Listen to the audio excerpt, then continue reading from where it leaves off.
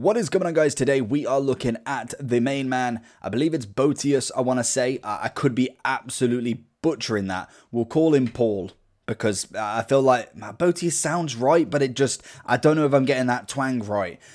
But we have got another 84 rated team, as you will have seen from the video prior to this, the Diaby review.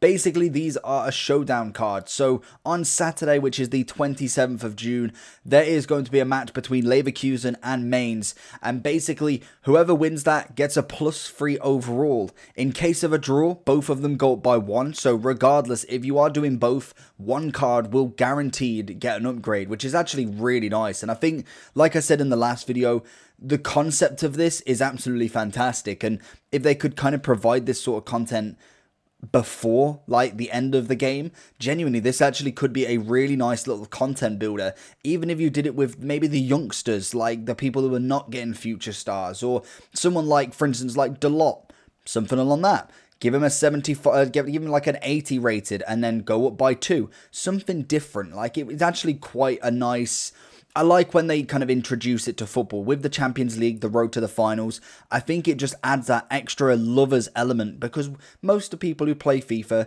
like football in some way. It just comes with part and parcel of the game. It's solely around football. So if you're kind of into this community, more than likely you may not watch it like hardcore fan on football fan, but you're quite partial to it. And I think adding that element to it actually is really nice to have, like, more content watching the game and then seeing your cards go up as well.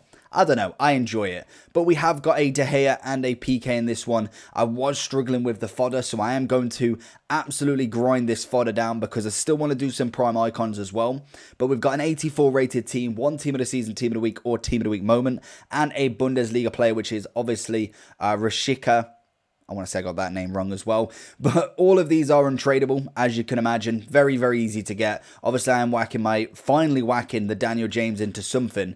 Let's go get him. I'm hoping, I want to say, because Diaby's kind of flares didn't work out. So I don't know if this guy is going to have the exact same issue. I can imagine he probably does. Which he does, yeah. Basically, we don't get nothing from it. No, I don't think he even walks out. So yeah, I again, like I said in the last video, it's very pedantic, but I think it's sloppy. That's how I can describe it. It's sloppy gamesmanship right here. Very, very poor animations. Like I said, it's not the first Summer Heat card that we've got. So for me, I just expect a little bit better from them in terms of that. So let's have a look at this card. Again, another 4-star, right-footed this time, standing at 5'10" with a medium high work rate. I don't get why he's got high defensive when he's only 54 defense, but hey-ho, that's what he's got. We've got flair, and that's about it. Everything else is AI. We've got 95 on the pace, which is fantastic for a cam. We've got 88 finishing, which I believe is exactly the same. 91 shot power, 93 long shots, some good shooting there. Again, oh, 82 composure. That's a bit on the lower side. I feel like both of them would definitely use well for a sniper. And I think if I was to pick anyone to win, I reckon I'd prefer this card. I feel like with an extra +3 on his overall, could turn this card into a very, very well-rounded card. You've got the balance and the composure that need a little bit work in this kind of end game style. Then we've got good stamina, obviously. Strength would go up a little bit. It all depends on where they're looking to make their kind of improvements. If I could see a big boost in passing, some in the finishing, and then maybe a bit on the balance and composure, this card genuinely could be a contender for an 84 rated team, which really doesn't cost anything, or at least with the SBCs, is absolute an ease to make with the 82 to 88. Literally, you buy 10 of them, it's like 35k with the bronze pack method. You could get literally 10 86s in a row. It's not going to happen, but you could. So for me, you definitely want to be doing the 82 to 88 if you are looking to complete these ones for very, very minimal value. I would not be buying any 84, 5 or 6 off the market right now because they are absolutely through the roof right now. So for me, it's a nice card. Let's jump into the team, see how he goes with his chemistry style, and then we'll go from there. So as you can see with Boetius, we have got Hullet linking him right there. We've got him with the sniper also compared to Diaby. It gets us the +11 on the finishing, which gets it up to 99. It also gets us that +5 on balance and composure, which I think is vital. The composure really needs work. If he is going to get that +5, I feel like that composure needs to be higher to be in any contenders to be into a squad. So let's see how he goes. I feel like he might be a nice card. I absolutely love the design. One of my favourite designs right now. So we're trying to get as many as we can. Let's jump into the matches and see how we get on. Diaby into Boateng. Oh, Boetius into Diaby. Let's go. Absolutely class stuff from him. 3 minutes in, he manages to get himself his first goal in the Leverkusen kit. It's just meant to be. Absolutely meant to be. I think it was Boetius that actually linked him up there. And genuinely, I didn't even think that we were through on goal that quickly. Beautiful finesse into the bottom left. Boetius. Get to Ribery. Coming down a wing. It's good link-up play. We see him going in. Okay, we're not going to get it. Are we going to get the corner? Beautiful running from him. That's what I like. Boetius running forward. Ah, we missed the chance. Boetius takes it off him. Oh, ref! Diaby! Yes! 2 goals. Diaby getting that goal from Boetius' kind of run through. Absolutely amazing, amazing there. Just kind of gets that slice on it and just hits it on the left-hand side. Beautiful stuff from him. You couldn't ask better for a first-time game. Lovely play. Diaby to Ribery. Back inside. Oh no, what am I doing? Hullet. Hullet gang. Not quite the Hullet that needs right there. We need the 93. Boetius, that's a cracking ball into Ribery. Oh, okay, he's read that like an absolute kipper. Boetius into Messi. We've got a good first touch with him. Little ball roll. Inside. Lovely. Turn it again. Diaby. Boetius. Oh, it's lovely. We find Ribery on the turn. Gets the finesse. Messi with a header. Good save from ter Stegen. So going off first half performances, I'm pretty impressed with both of them, but Diaby definitely leaving that little bit of more of an imprint in terms of obviously scoring too. But the one thing I do want to check is how many assists Boetius actually has, because I'm pretty sure he had the first one.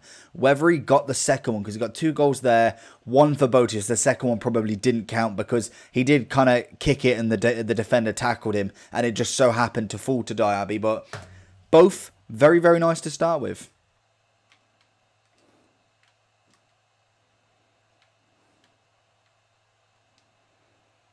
Oh my, Boetius, what a goal. Diaby getting the assist. He toys with the defender a little bit and then he just absolutely cracks it. 1-2-1, bang. That's a cracker of a goal. He's heard what I said at half time and he's come out with an absolute storm. He's took it off him. Finesse. Oh, I probably should have went with a fake. Diaby into Boetius. Across. We can see him. We can see him. Oh, we've turned him. Flick inside. And he gets the shot off and it's not quite enough. So going into the overall review for Boetius. 92 rated. And realistically, what did he do for me? 1 goal, 1 assist. Did manage to get another assist. It was very unlucky. It bounced out of him and then went to Diaby. What can you do there? There's not a lot to do, but realistically, he held the role. He's probably as good as I thought he was. The 4-star is lovely. 5'10", he's on the verge of being meta still, but then he's on the verge of a little bit taller than what an actual full-on meta player. I think anywhere from 5'7" at a minimum to about 5'9", 5'8"-ish would be the max meta for my personal preference. It's not ever like the gods say all for this game. That's my preference for attackers in terms of the meta this game. Pace-wise was absolutely fantastic. You can't argue with that. Great agility. Balance lets him down a little bit. Composure is where I'm having the real issue with him. I didn't really think it made a massive, like, this card is unusable difference. but you definitely could tell to every other player who's got 90 plus composure, the card needs more. So realistically, if I wanted this card to go up, I need more composure, I need more balance, and I need more finishing. Strength-wise, I can get away with. I feel like that can be, that's fine. I really just pass around everybody. That's not really too much of an issue. The 4-star is nice, obviously. We've got the flair trait, but I can imagine they're not going to give him any more traits, even if he does go up. Passing-wise was fine. Really, really good. And apart from that, bog standard is what I'm coming to. I think in terms of cams, CMs, strikers, there is a lot on the market. There's a lot out there. There's a lot that I've got. And even though left mid's the same, you can kind of get players that still play as well as each other.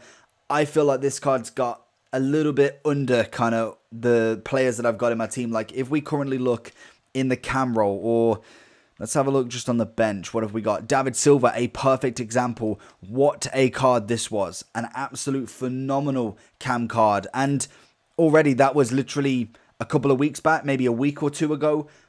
Now we've got another cam. Doesn't even hold a torch to David Silva's card. And that's literally just one example for me. I just don't feel like he's got that meta ability about him.